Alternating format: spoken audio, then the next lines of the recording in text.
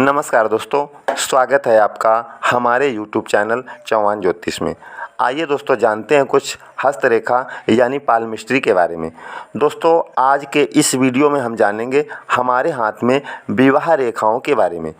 दोस्तों वीडियो में आगे बढ़ने से पहले हम एक बात यहाँ स्पष्ट कर देना चाहते हैं कि हाथ केवल विवाह संस्कार को, चाहे वह धार्मिक रीति से संपन्न हो या कोर्ट में लिखा पढ़ी से हो, मान्यता नहीं देता। वह केवल हमारे जीवन पर दूसरे लोगों के प्रभावों को अंकित करता है। वह यह भी व्यक्त करता है कि वे प्रभाव किस प्रकार के हैं और उनका क्या परिणाम होता है। विवाह किसी भी व्यक्ति के जीवन में एक प्रभावशाली और महत्वपूर्ण घटना है। यदि जातक के जीवन में अन्य घटनाओं के संबंध में भविष्यवाणी की जा सकती है तो हाथ में विवाह से संबंधित कोई चिन्ह या योग अंकित होता है, जिसके आधार पर पहले से बताया जा सकता है कि विवाह कब होगा। और हमने अन्य प्रेम संबंधी प्रभाव रेखाओं में विवाह की वास्तविकता रेखा को भी पाया है। यह अवश्य है कि कभी कभी रेखा ऐसे संबंध की भी सूचक होती है जो कि विवाह के समान ही बलवान और घनिष्ठ हो। जीवन में विवाह होने या न होने के लिए समय क्यों निश्चित होता है, इसका उत्तर वही रहस्य दे सकते हैं जिन्होंने हमारे जीवन को आच्छादित कर रखा है। दोस्तों हस्तरेखा के कई ग्रंथों और पुस्तकों में विवाह रेखाओं का जिक्र हथेली में कई स्थानों पर मिलता है, लेकिन हम अपने अनुभव के अनुसार विवाह रेखाओं को सिर्फ बुध क्षेत्र पर ही मानते हैं। बुध क्षेत्र पर अंकित विवाह रेखाओं में लंबी रेखाएं ही विवाह की सूचक होती हैं।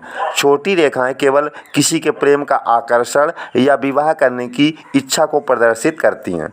यदि विवाह होना है तो भाग्य रेखा या जीवन रेखा पर इसकी पुष्टि मिलती है और वहां पर भी सूचना प्राप्त होती है कि विवाह से जीवन में और जीवन स्थिति में कैसा परिवर्तन आएगा।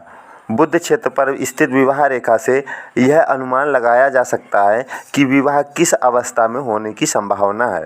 जब विवाह रेखा हृदय रेखा के बिल्कुल निकट हो तो विवाह 18 से 20 वर्ष की अवस्था में होना चाहिए। यदि विवाह रेखा बुध क्षेत्र के मध्य में हो तो 21 से 28 वर्ष की अवस्था में विवाह होता है। यदि वह बुध क्षेत्र पर 3/4 ऊंचाई पर हो तो विवाह 28 से 35 वर्ष की अवस्था में होता है। परंतु इस संबंध में भाग्य रेखा या जीवन रेखा से यह अधिक यथार्थता से जाना जा सकता है कि जीवन में परिवर्तन किस अवस्था में होगा। जब बुध क्षेत्र पर विवाह रेखा पुष्टता से अंकित हो और कोई प्रभाव रेखा चंद्र क्षेत्र से आकर भाग्य रेखा में मिले तो जातक विवाह के बाद धनवान हो जाता है।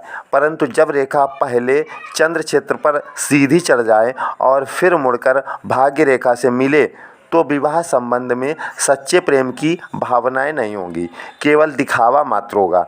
जब प्रभाव रेखा जातक की भाग्य रेखा से अधिक बलवती हो तो यह व्यक्ति पुरुष या स्त्री जिससे जातक विवाह करेगा उससे अधिक प्रभावशाली होगा और उसका व्यक्तित्व भी जातक से अधिक उच्च स्तर का होगा।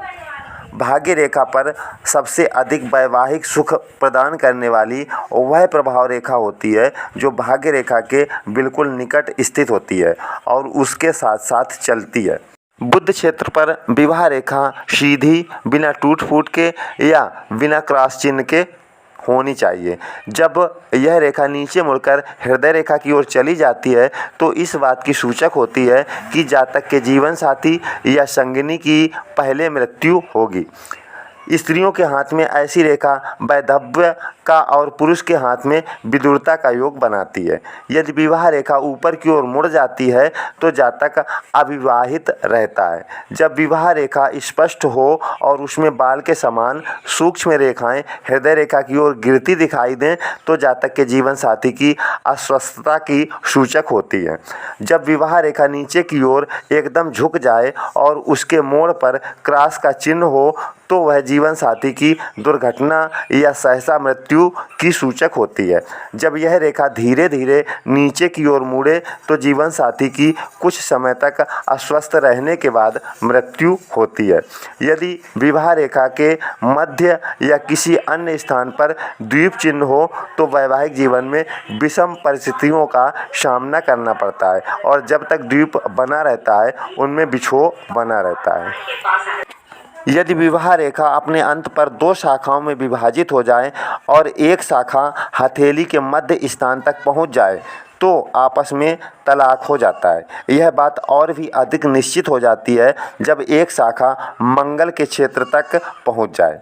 जब विवाह रेखा द्वीप चिन्हों से भरी हो और उनमें से सूक्ष्म रेखाएं नीचे की ओर गिरती हों तो ऐसी रेखा वाले को कभी विवाह नहीं करना चाहिए। ऐसे चिन्हों के प्रभाव से वैवाहिक जीवन अत्यंत दुखदायी होता है। जब रेखा द्वीपों से भरी हो और अंत में दुमुखी हो जाए तो भी वैवाहिक जीवन अत्यंत दुखद होता है।